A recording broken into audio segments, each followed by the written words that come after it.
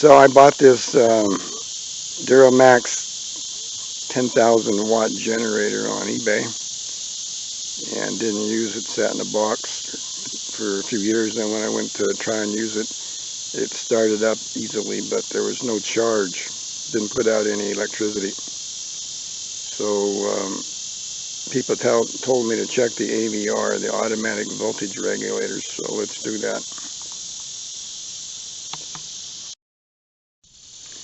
So I've taken the cover off. There's the cover on the back of the generator or alternator, I think is more correct.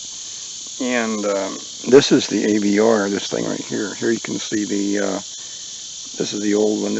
I've actually replaced it with this new one, but there it is. And it's super easy to get off. You've got two 8mm bolts, one there and one there, and then you've got plugs in right there, and then to the brushes. There's a couple brushes there it plugs into, and that's it. And then you put it back on.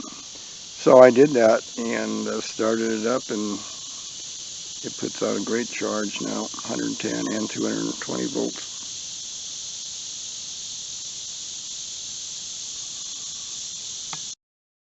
Cover's back on. I bought the AVR, they call it, on eBay for about $11 or $12, including shipping.